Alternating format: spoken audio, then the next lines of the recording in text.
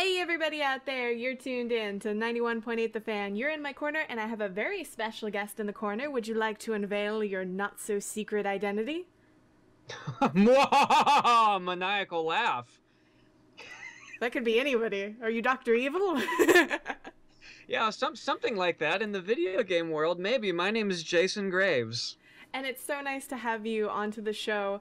I was very excited to have you on. Actually, it was my idea. I'll claim credit for that one because Oh, genius! Brilliant idea. yes, I remember playing Until Dawn and getting into a lot of the behind the scenes stuff, and I was so interested in the way that it was pieced together. And your name kept coming up, and I was like, "He has a website. Let's go." So I'm very excited to have you as one of our very first interviews of 2016. So happy to be here, Jackie. Thanks. Yeah, and I know the fans will want a little bit of background information.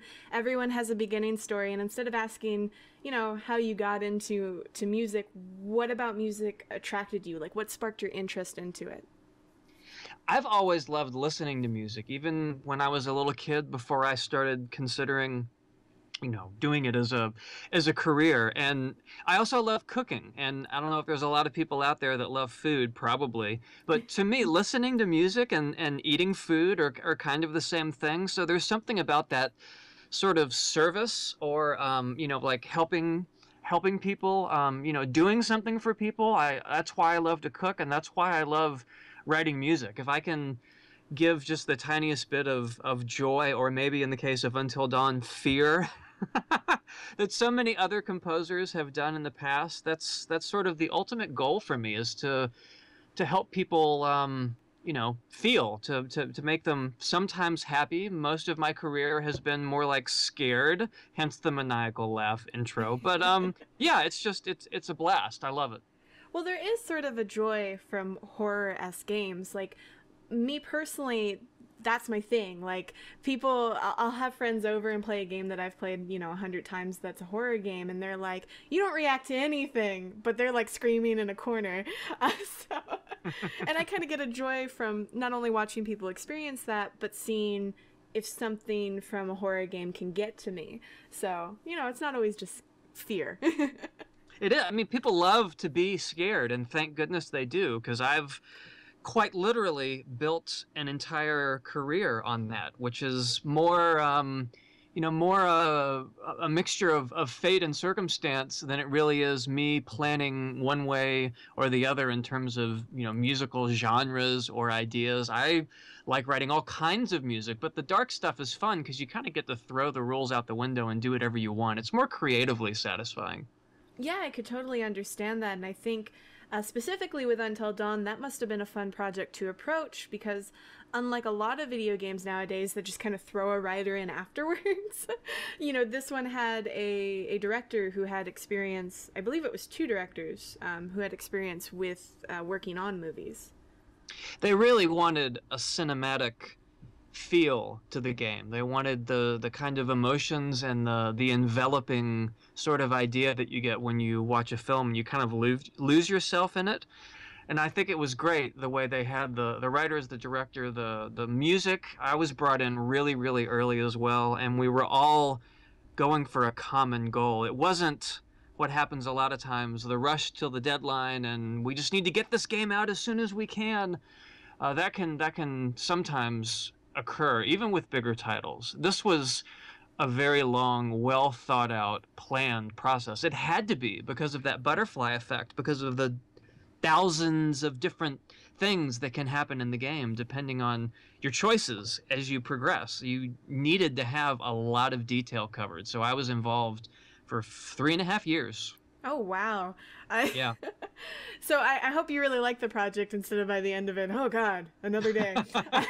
It was great. It was really, really great. Because actually, usually my work starts out working a little bit here and there, and by the end, I'm working on it a lot. And this was actually the opposite. I worked a lot early on, and by the end, it was less amount of work needed because I'd done such heavy lifting in the beginning, and I had breaks. So I'd have a month or two doing other things, and then the guys at Supermassive, the developer, would call and say, oh, okay, here, this is ready, or we're ready to finish this piece, or what do you think you could do for this? And it was like I'd had a bit of a vacation from it.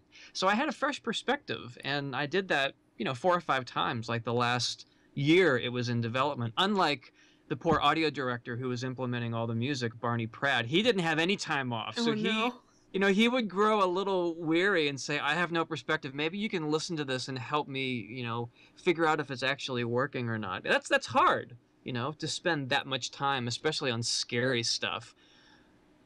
Yeah, I imagine that, and I've heard this from a lot of people who work on horror games, they go home and they have nightmares just because it's so constantly in their subconscious that they can't break away from it.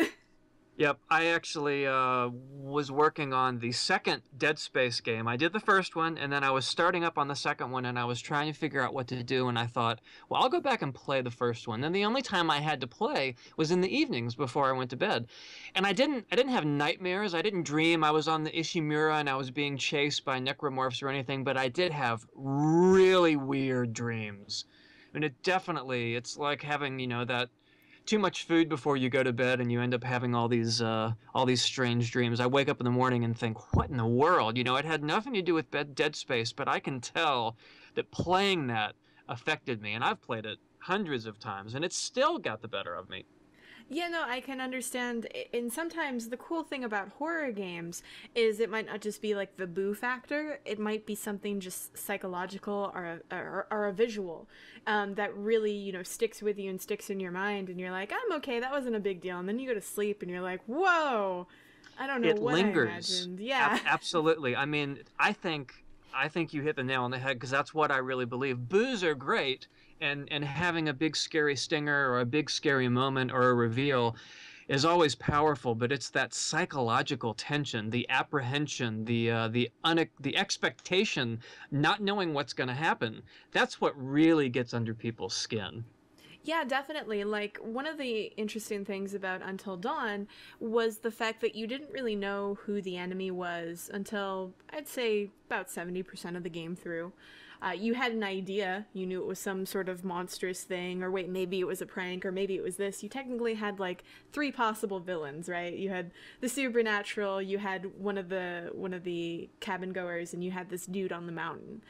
And what's interesting for that is you create in your imagination so many possibilities that might be actually scarier than the game itself.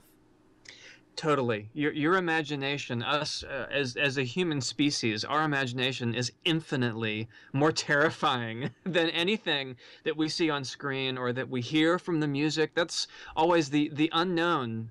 That's what's beautiful about music. I could have the orchestra make a very abstract sort of like prickly, kind of bumpy sort of sound, and ask 3 separate people sitting right there, what do they think that sounds like? And each one would answer differently. One would say, let's say they're scared of rats or mice. Oh, it sounds like mice running up my back. And another one maybe is terrified of spiders. It sounds like spiders crawling on the ground. You interpret and internalize all of these things, and your brain just runs with it. It makes my job a lot easier.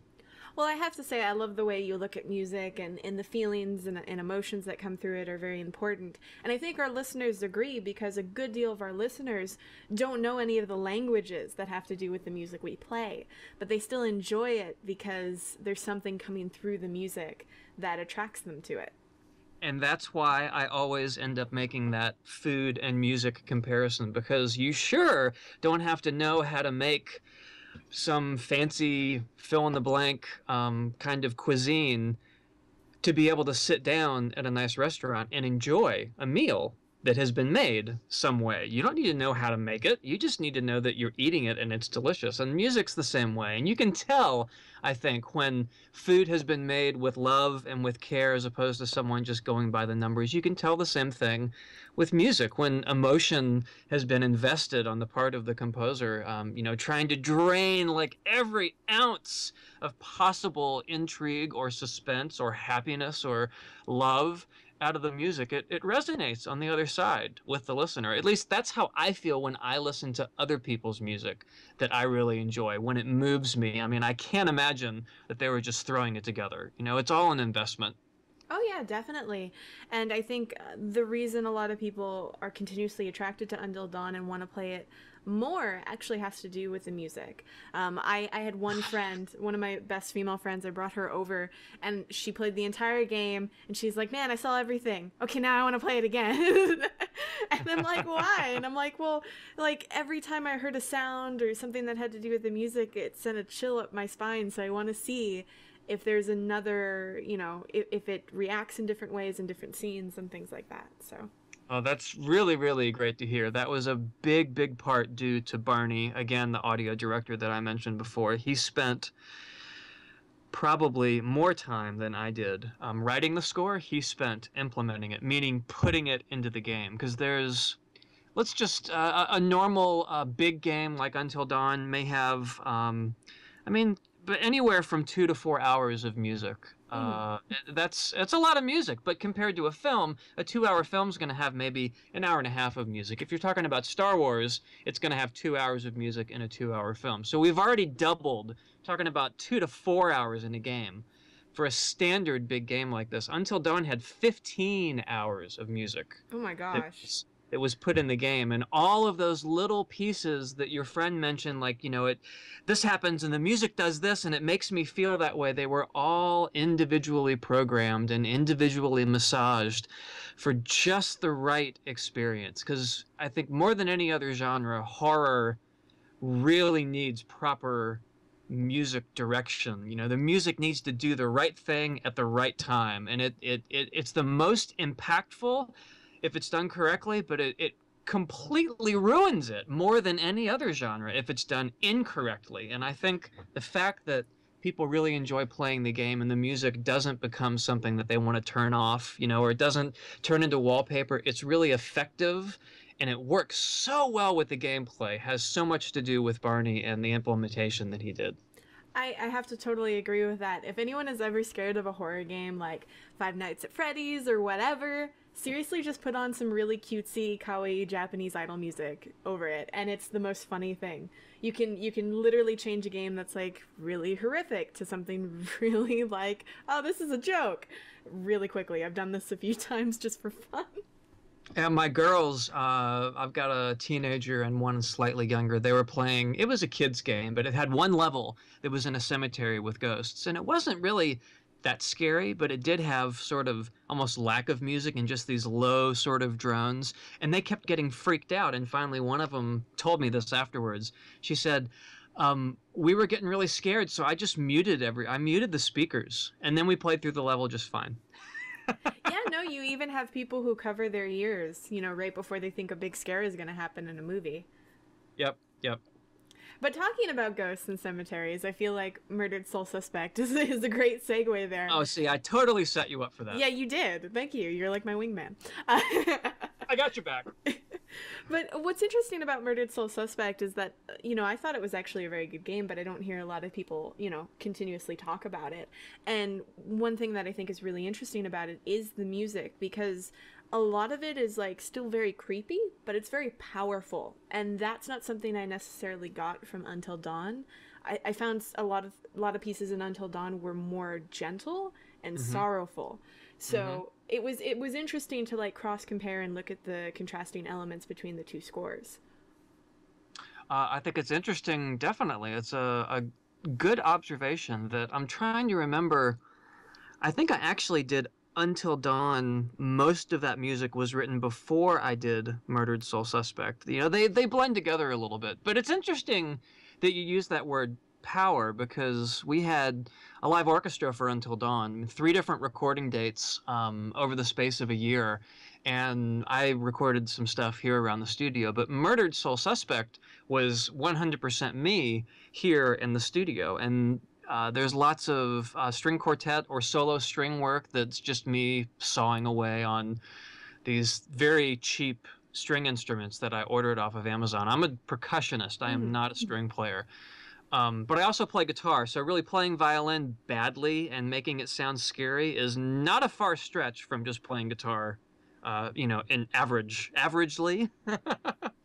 So there was a lot of solo sort of instruments, and the sounds were a lot closer to the speakers in Murdered Soul Suspect. That was done on purpose, not to contrast with Until Dawn, but just to contrast with a game that would be full orchestra with lots of space. You hear lots of room and the air around the instruments. This wanted to be, I wanted this to be more psychologically upfront and kind of in your face for Murdered. Yeah, and I very much responded to that because it sort of gets your adrenaline pumping in a different way, you know, like, oh, Right, an right. action scene's about to happen, or, you know, I'm gonna have a shooting scene or something, you know, there something intense is going to happen.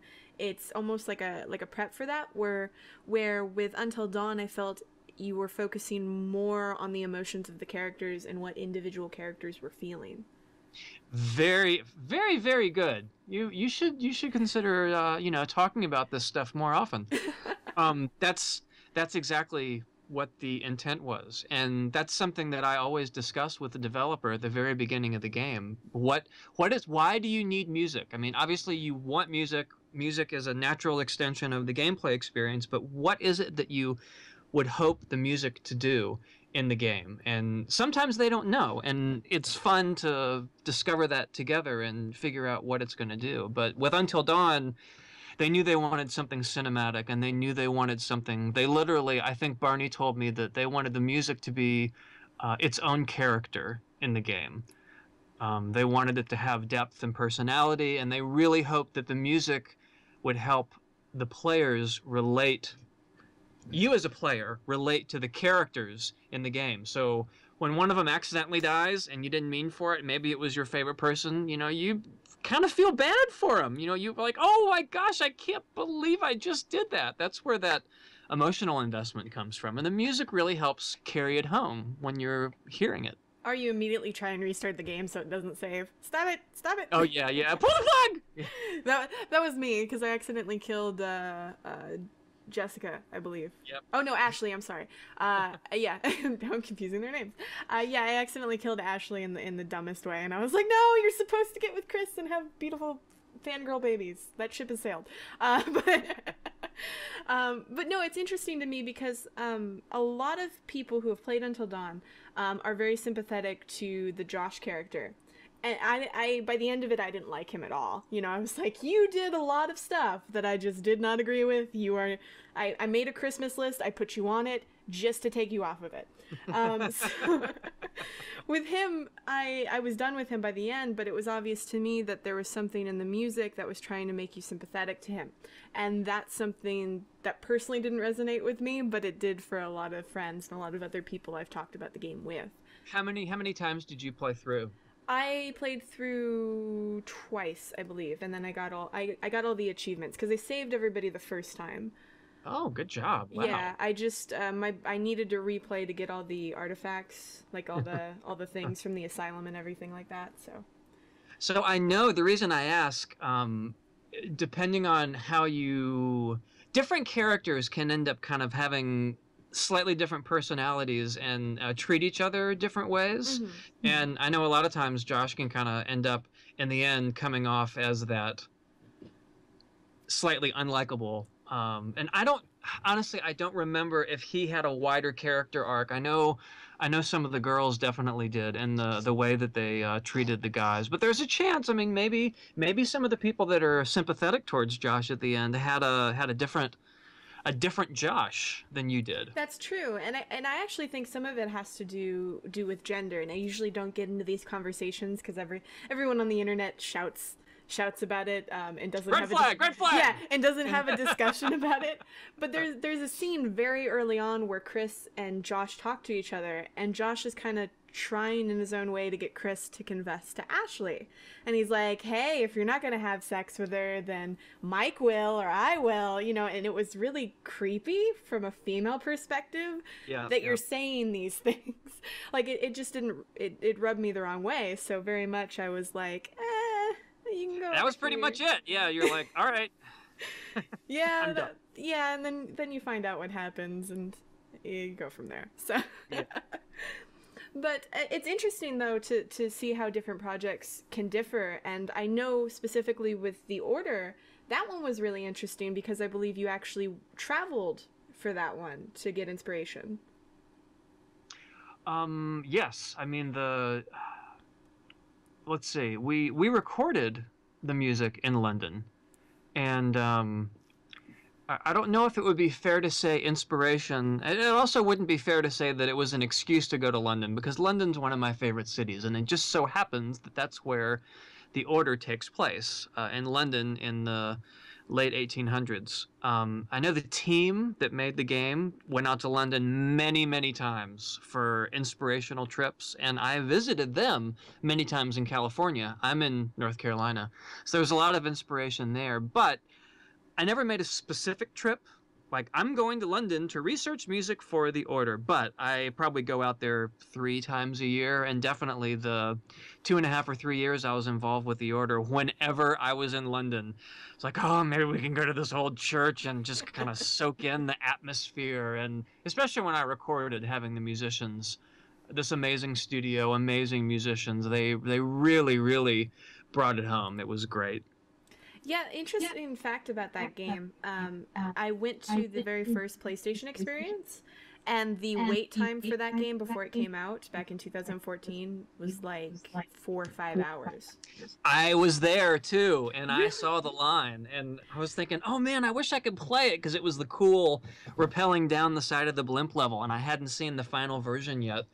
Um, and I said something. I was there with my publicist, and of course, being a publicist, he immediately skipped away from me and came back about 30 seconds later and said, "Come on in," and took me right to the front of the line. Oh man, I wish I could have said hi. Were you at the last PlayStation experience, the one in San No, no, Fran? no. I just went to the first one. Okay, fair enough. I live in Vegas actually, so Oh, there that you was go. really super convenient for me. And I just got done with the Consumer Electronics Show, so my feet are still trying to Yeah. repair and not scream at me. But yeah, no, I actually stood in line for that too because I had done everything at that point. I was like, okay, gotta get it over and done with. And then I made friends with everybody I was next to in line because I'm that person. I talk to everybody. Well, gamers though, I mean, you got people in line for like united for a common goal. Yeah, no, there's that, but I'm also that person on the airplane that doesn't shut up, so Oh, well, so am I. oh, So okay. just we'll just make sure to never sit next to each other on a plane. We'll drive everybody crazy. It's okay. We'll share great stories. But yeah, no, There you go. that was really interesting. Did you get a chance to grab the cards? You know, to kind of Yes, geek yes. them. I don't Yep. I don't know if you have maybe like a geekdom hall somewhere where you keep all this stuff. I know some people do.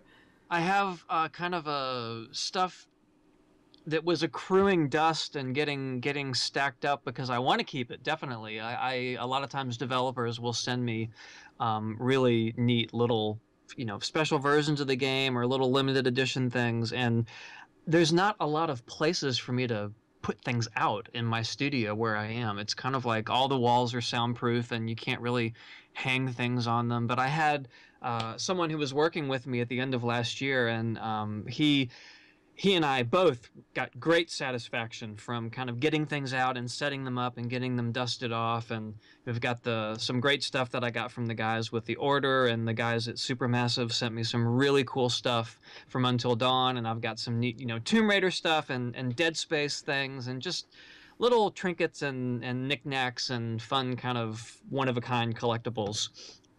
Fantastic. I think that's every geek at this point, though. Yeah, I mean, yeah. Welcome to the world of video games, film, TV, you name it. Yeah, it's actually funny whenever my roommate has somebody come over and they're going upstairs. As soon as you get upstairs, there's a big bookcase that just is filled with action figures, right before my room. So they're like, "What does your roommate do? Like, how old is your roommate?" Because I have all these plushies and dolls and figures around, and it's just like, well, I'm 24, but it looks like a 10-year-old's room. So Yep, there's a magnet we've got on the fridge. Let me think about what it says. Oh, it says, um, "You're only young once, but you can remain immature indefinitely." I agree with that full-heartedly. Yeah, and that's, I mean, that's pretty much all of us, especially in the game industry, because come on, our job is making games. Yeah, definitely. Well, for the fans out there, are there any other projects that you can talk about or that came out recently that you want to promote?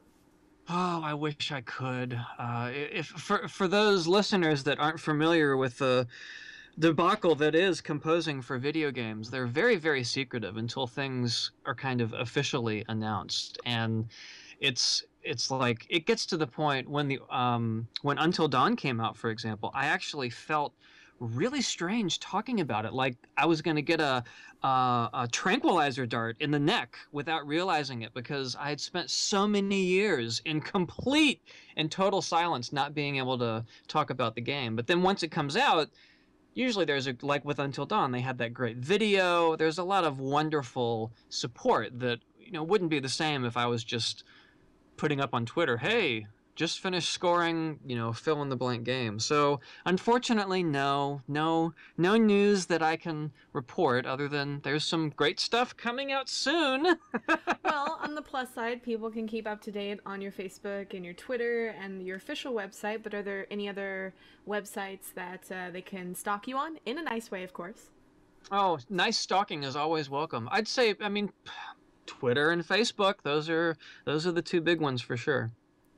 Fantastic. Well, we'll make sure to let the fans know where to follow you, and we'll post it in our live chat and things like that, so make sure to do that. And before we end this interview, we actually have a 91.8 The Fan tradition that we're wondering if you'd be willing to participate in. All right, you've got me curious and slightly trepidatious. Go for it. Well, if it makes you feel better, it's not going to harm you. We basically ask everyone who comes onto the show if they'd be willing to do a radio bump for us. Oh, no, yeah, of course. It's okay if you refuse. Don't feel forced. But we basically ask if you'd be willing to say, hello, my name is, you insert your name, I do this, you can put whatever you want there, and you're tuned into 91.8 The Fan. Now, the real question is, what would my title be? I can also type it for you if that's easier too. Oh, no, you don't need to. No, I'm good. Let's see, because I had now if you ask my iPhone, it would be Awesome King of All I Survey. That's what my iPhone called me. Is it Siri or is it a... Yeah, Siri. That's what Siri. Your name is Jason Graves, but you asked me to call you Awesome King of All I Survey. It's actually really funny because I've gotten a chance to talk with her before. It's pretty cool. I saw her. Oh wait, wasn't she at the PlayStation thing in 2014? I think she had a panel. I think she was on a panel with a few other people. Yeah. I think that's where I bumped into her. Anyway, I'm completely digressing. Okay, yeah, sure. I'm just gonna say music composer because that's easy. All right then, whenever you're ready. Hey, this is Jason Graves, music composer, and you're tuned in to 91.8 The Fan. See, that was perfect. You didn't even have to double take. It's almost like I've done it before. Woo! You'd actually be surprised how many voice actors we have on who are like, wait, can you write it down? I need a script. Because they're so used to having a script in the booth, right? Right. Well, see, I'm a drummer, so all I do is improv. There you go. Yeah, there you go. Well, thank you so much for coming on today. And is there anything else you'd like to tell the fans? Any words of wisdom, dating advice, predictions for the end of the world?